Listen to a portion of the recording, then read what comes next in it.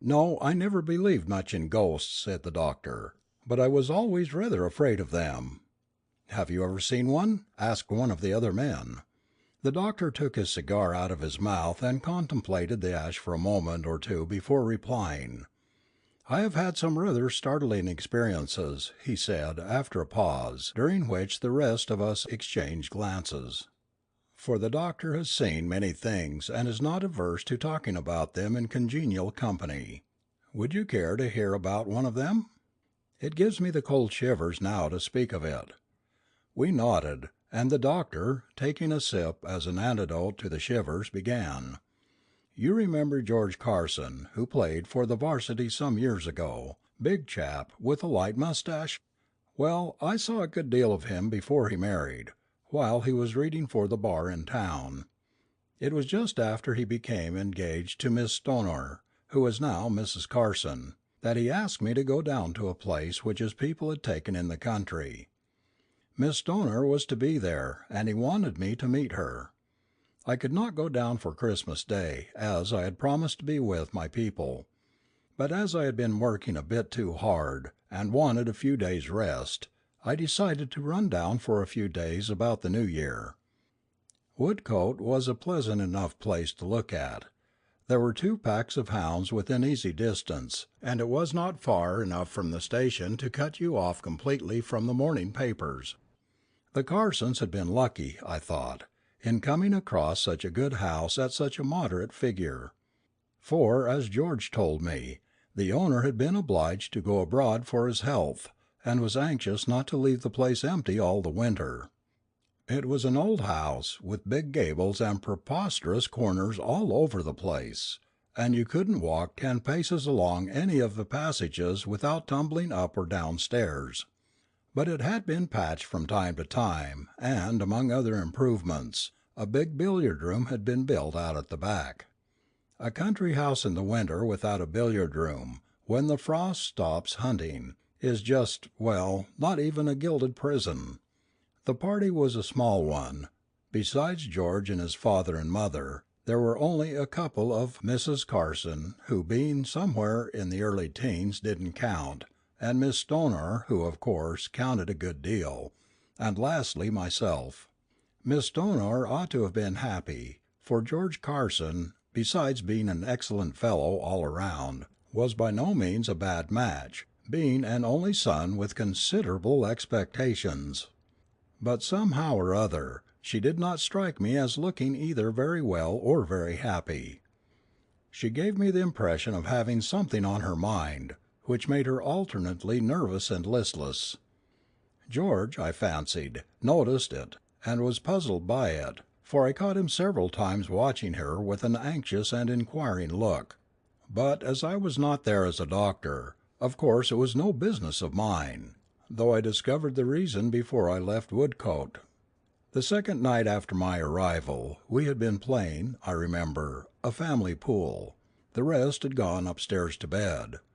George and I adjourned to a sort of study, which he had arranged upstairs, for a final smoke and a chat before turning in. The study was next to his bedroom, and parted off from it by a curtain. As we were settling down I missed my pipe, and remembered that I had laid it down in the billiard room. On principle I never smoke another man's pipe, so I lit a candle, the house being in darkness, and started away in search of my own. The house looked awfully weird by the flickering light of a solitary candle, and the stairs creaked in a particularly gruesome way behind me, just for all the world as though someone were following at my heels. I found my pipe where I had expected in the billiard room, and came back in perhaps a little more hurry than was absolutely necessary. Which perhaps explains why I stumbled in the uncertain light over a couple of unforeseen stairs, and dropped my candle. Of course it went out, but after a little groping I found it. Having no matches with me, I was obliged to feel my way along the banisters, for it was so dark that I could not see my hand in front of me. And as I slowly advanced, sliding my hand along the broad balustrade at my side, it suddenly slid over something cold and clammy, which was not a balustrade at all. For stopping dead, and closing my fingers round it for an instant, I felt that I was holding another hand, a skinny, bony hand, which writhed itself slowly from my grasp. And though I could hear nothing and see nothing, I was yet conscious that something was brushing past me and going up the stairs. "Hi, what's that?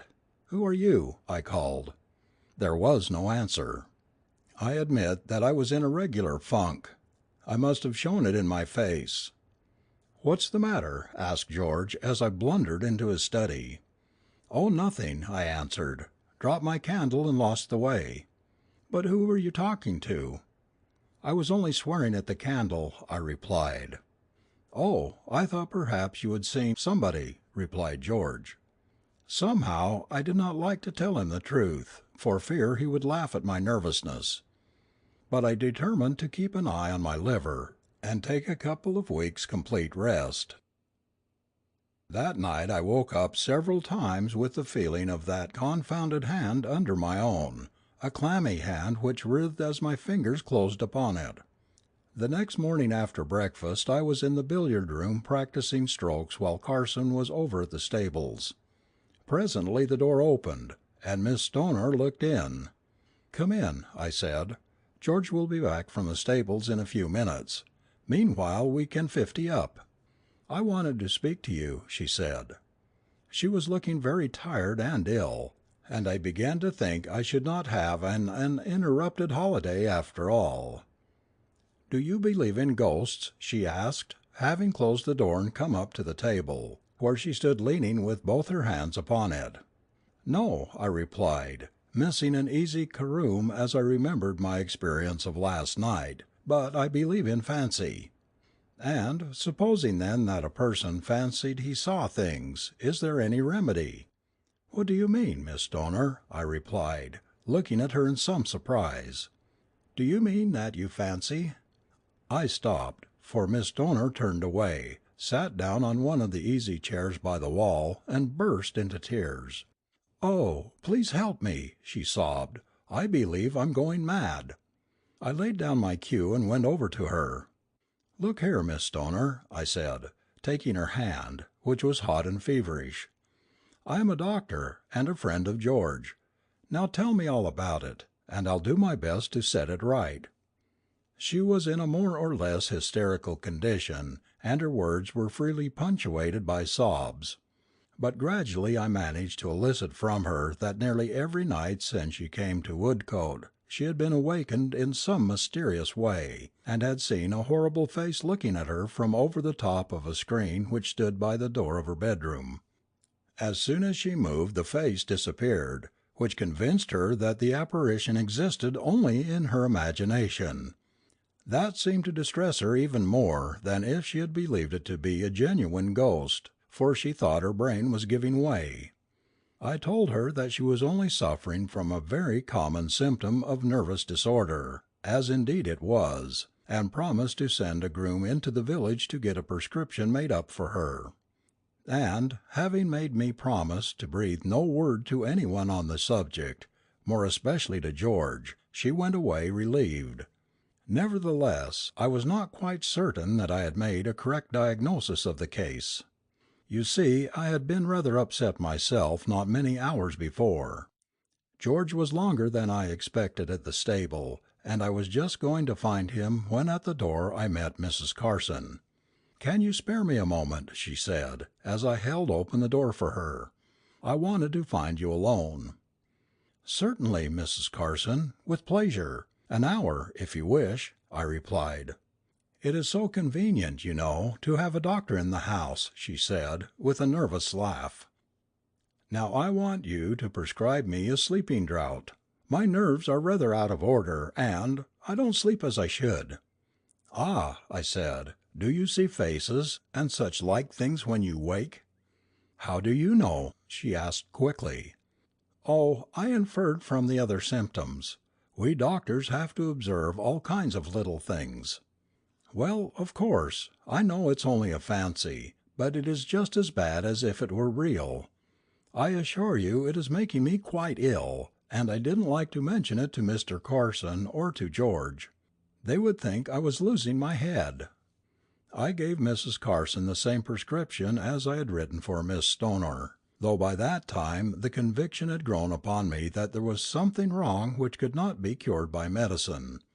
However, I decided to say nothing to George about the matter at present, for I could hardly utilize the confidence which had been placed in me by Miss Stoner and Mrs. Carson, and my own experience of the night before would scarcely have appeared convincing to him.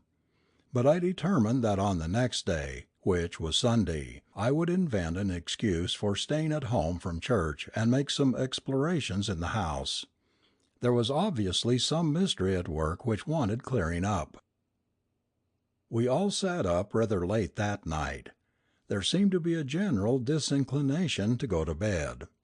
We stayed all together in the billiard room until nearly midnight, and then loitered about in the hall, talking in an aimless sort of fashion. But at last Mrs. Carson said good night, with a confidential nod to me, and Miss Stoner murmured, "So many thanks, I've got it," and they both went upstairs. George and I parted in the corridor above. Our rooms were opposite each other.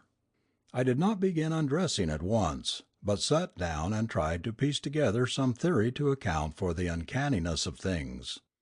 But the more I thought, the more perplexing it became.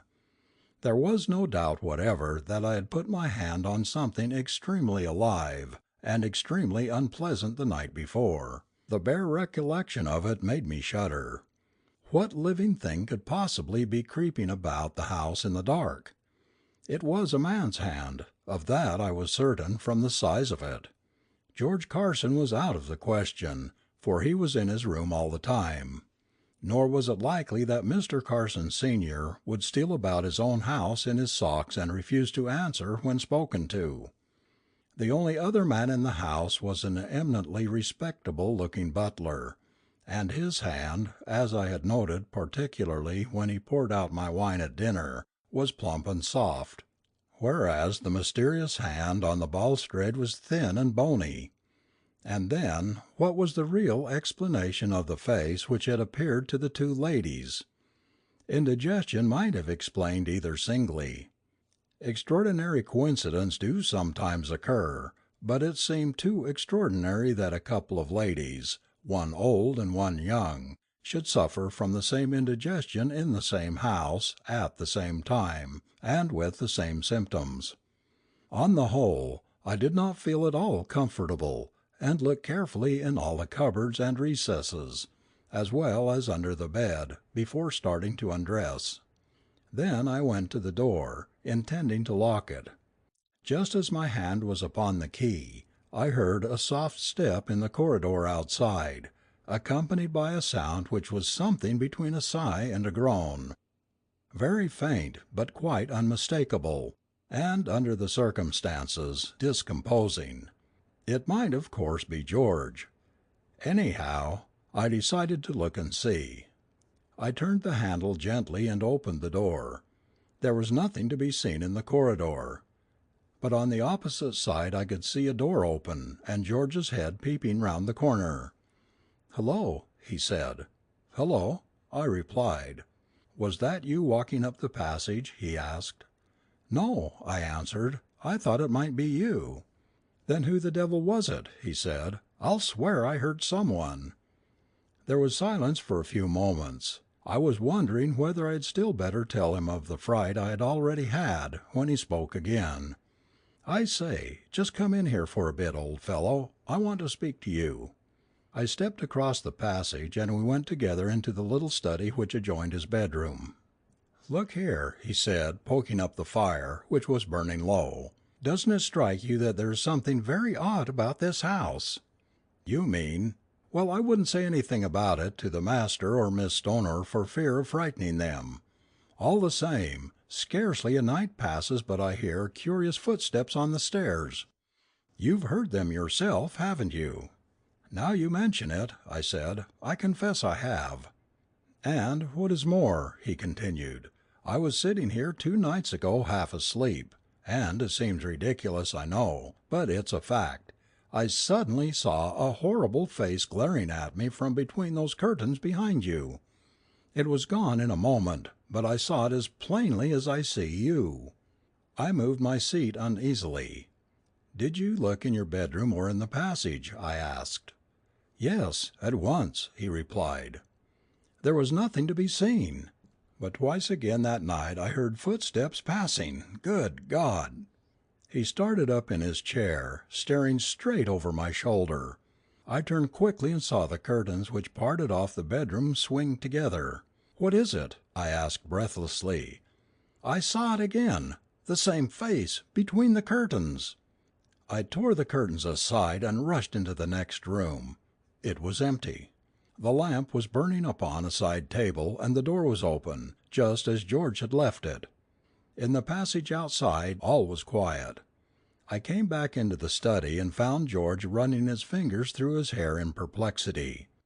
"There is clearly one person too many in the house," I said. "I think we ought to draw the place and find out who it is." "All right," he said, picking up the poker from the fireplace. "If it's anything made of flesh and blood this will be useful, and if not—" He stopped short, for at that instant the most awful shriek of horror rang through the house, a shriek of wild, uncontrollable terror, such as I had never heard before, and I never hope to hear again. One moment we stood staring at each other, dumbfounded. The next, George Carson had dashed out of the room and down the corridor to the stairs. I followed close behind him, for we both knew that none but a woman in mortal fear would shriek like that, and that that woman was Miss Stoner. Down the stairs we tumbled pell-mell in the darkness. But before I reached the landing below, where Miss Stoner's room was, I felt, as I had felt that evening before, something brush swiftly past me. As I ran I turned and caught at it in the dark, but my hand gripped only empty air. I was just about to turn back and follow it, when a cry from George arrested me, and, looking down, I saw him standing over the prostrate form of Miss Stoner. The door of her room was open, and by the moonlight which streamed into the room I could see her lying in her white night-dress across the threshold. What followed in the next few minutes I can scarcely recall with accuracy. The whole house was aroused by the poor girl's awful shriek. She was quite unconscious when we came upon her, but she revived more or less as soon as Mrs. Carson and one of the terrified servants had lifted her into bed again. Nothing intelligible could be gathered from her, however, as to the cause of her fright. She only repeated hysterically again and again, "Oh, the face, the face!" When I saw I could do her no further good for the present, I took George by the arm and led him out of the room.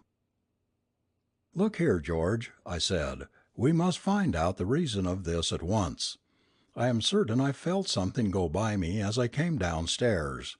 Now does that staircase lead anywhere but to our rooms?" George considered for a moment. "Yes," he replied, "there is a door at the end of the passage which leads up into a sort of lumber room." "Then we'll explore it," I said. "For my part I can't go to sleep until I've got to the bottom of this. Get the man to bring a lantern along." The butler looked as though he didn't half like the enterprise, and to tell the truth, no more did I. It was the uncanniest job I ever undertook. However, we started, the three of us. First of all we searched the rooms on the floor above, where George and I slept. Everything was just as we had left it. Then I pushed open the door at the end of the corridor. A crazy-looking staircase led up into the darkness. We went cautiously up, I first with a candle, then George, and last of all the butler with a lantern. At the top we stepped into a big, rather low room, with beams across the ceiling, and a rough, uneven floor. Our lights threw strange shadows into the corners, and more than once I stared at what looked like a crouching human figure. We searched every corner. There was nothing to be seen but a few old boxes, a roll or two of matting, and some broken chairs. But in the far corner George pointed out to me a rickety ladder which ended in a closed trap door. Just then I distinctly heard the curious half-groaning, half-sighing sound which had already puzzled me in the corridor below. We stood still and looked at one another. We all heard the sound. "Whatever it is, it's up there," I said. "The question is, who's going up?" George put his candle down upon the floor and stepped upon the ladder. It cracked beneath his weight. He stopped. "Come down. It won't bear you," I said. "I shall have to go."